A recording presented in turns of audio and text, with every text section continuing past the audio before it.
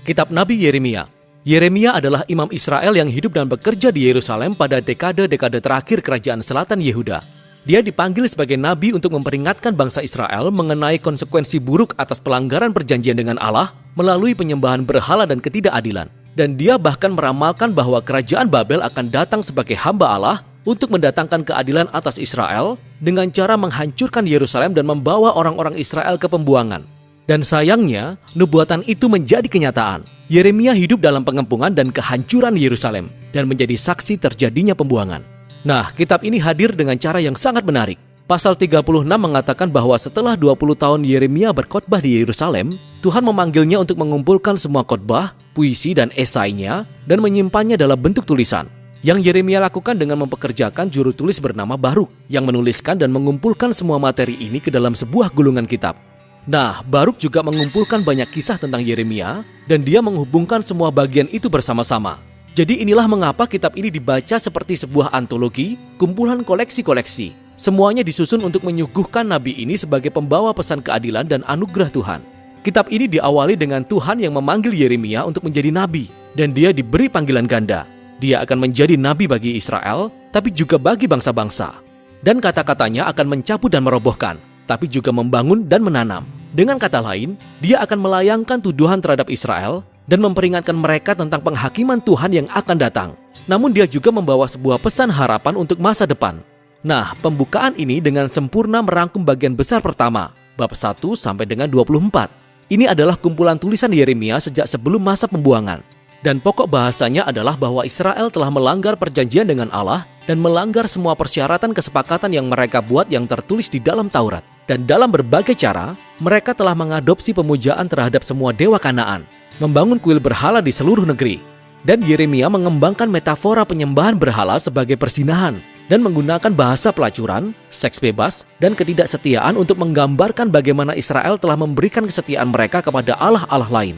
Yeremia juga berulang kali melayangkan tuduhan terhadap para pemimpin Israel, para imam, raja-raja, nabi-nabi lainnya, semuanya telah menyimpang.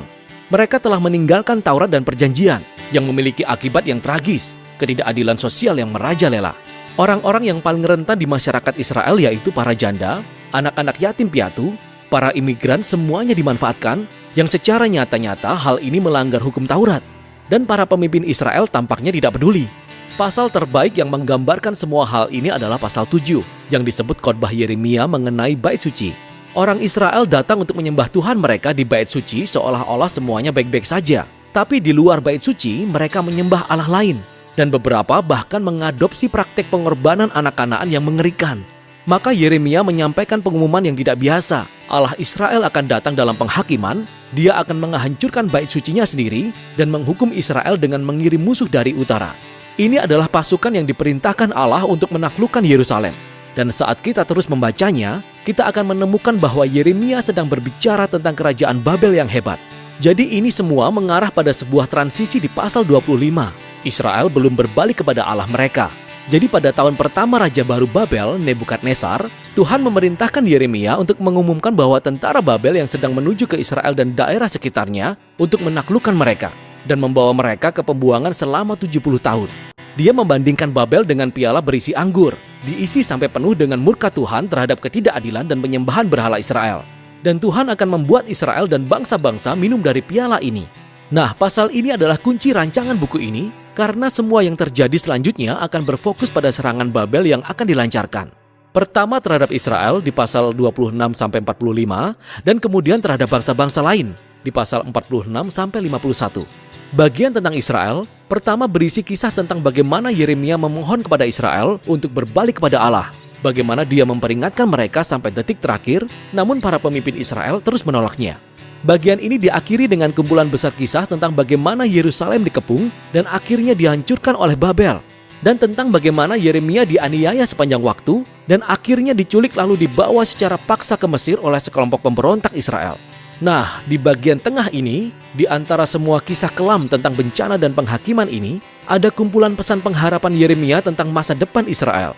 Jadi Yeremia menangkap ramalan Musa bahwa setelah bangsa Israel melanggar perjanjian dan pergi ke pembuangan, baca Ulangan 30, Allah tidak akan meninggalkan umatnya.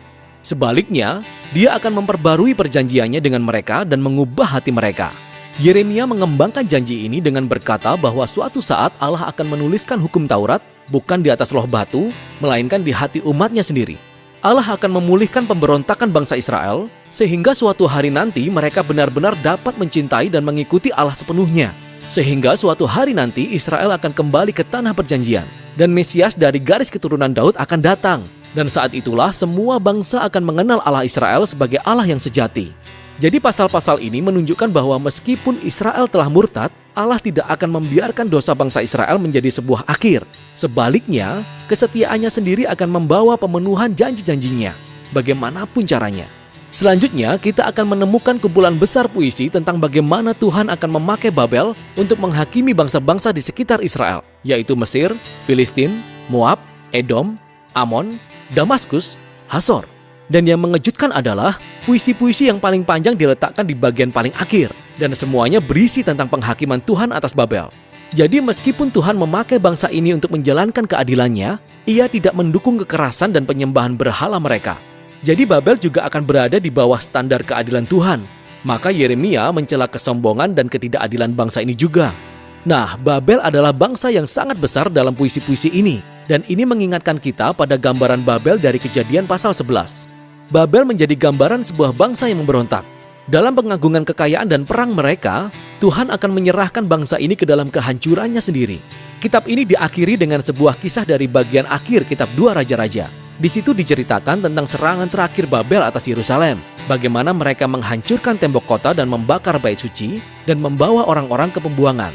Kisah ini menunjukkan bagaimana peringatan Yeremia tentang penghakiman dari pasal 1-24 digenapi. Tapi kemudian, pasal ini diakhiri dengan sebuah kisah pendek tentang Raja Israel yang tertawan, yaitu Yoyakin, yang merupakan pewaris keturunan Daud. Dan Raja Babel membebaskannya dari penjara dan menunjukkan belas kasih kepadanya serta mengajaknya untuk makan di meja raja selama sisa hidupnya. Dan begitulah kitab itu berakhir. Jadi, ini adalah secercah harapan, dan ini mengingatkan akan janji Yeremia di pasal 30-33. Tuhan tidak melupakan umatnya atau janji akan datangnya raja yang akan datang dari garis keturunan Daud. Jadi meskipun kitab ini mengandung sejumlah besar peringatan dan penghakiman, bagian penutupnya diakhiri dengan sebuah catatan harapan untuk masa depan. Dan itulah isi kitab Yeremia.